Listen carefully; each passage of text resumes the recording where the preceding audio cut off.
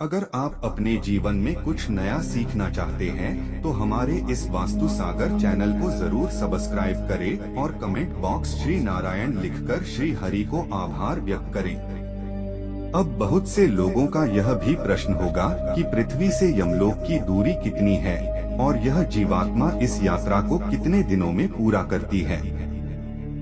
यह सब जानने के लिए वीडियो को अंत तक देखें।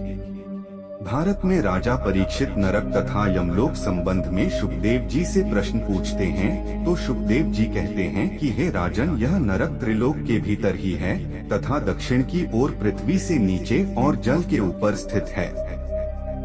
उस लोक में सूर्य के पुत्र पितृराज भगवान यम है।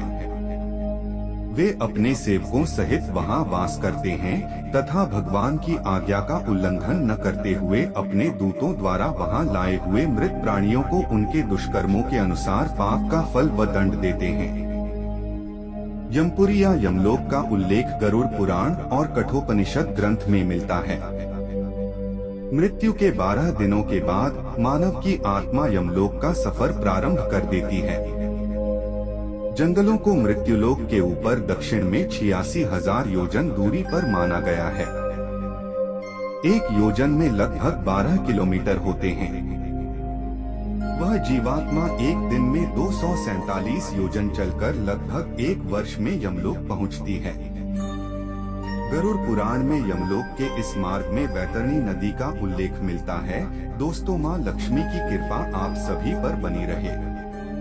वैतरणी नदी विष्ठा, मवाद और रक्त से भरी हुई है।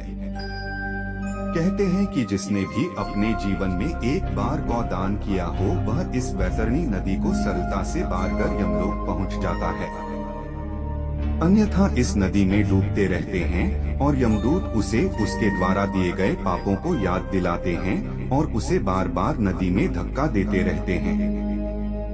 यमपुरी पहुंचने के बाद आत्मा पुष्पबोध का नामक एक और नदी के पास पहुंच जाती है, जिसका जल बहुत स्वच्छ है और जिसमें कमल के फूल खिले रहते हैं। इसी नदी के किनारे छायादार का एक वृक्ष है, जहां वह जीवात्मा थोड़ी देर विश्राम करती है।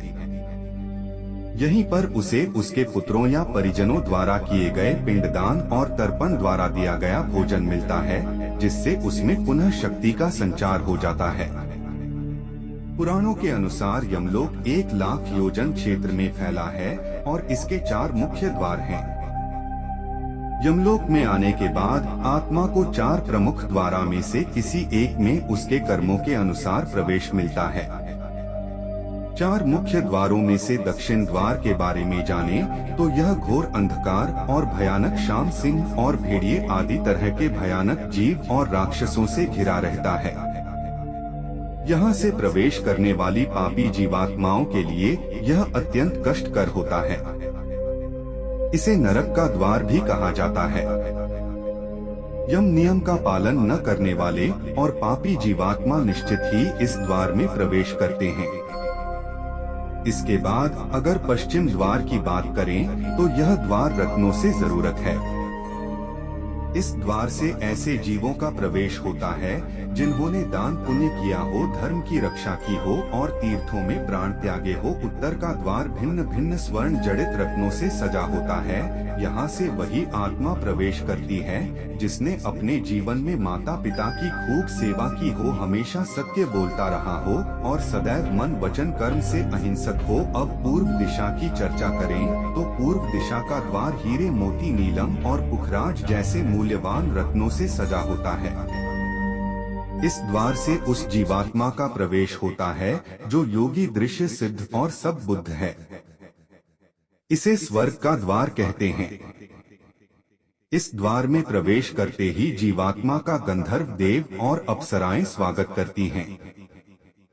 84 लाख योनियों में से एक मनुष्य योनि ही ऐसी है जो कम योनि है और बाकी सब योनियां भोग योनि में आती हैं।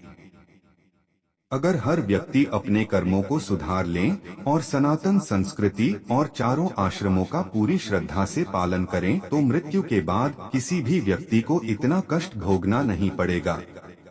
अगर आपके मन में कोई भी प्रश्न है तो आप हमें कमेंट कर सकते हैं। आपको हमारी वीडियो पसंद आई हो तो लाइक करें और हमारे वास्तु सागर चैनल को सब्सक्राइब करना न भूलें और कमेंट बॉक्स में गरुड़ पुराण जरूर लिखें।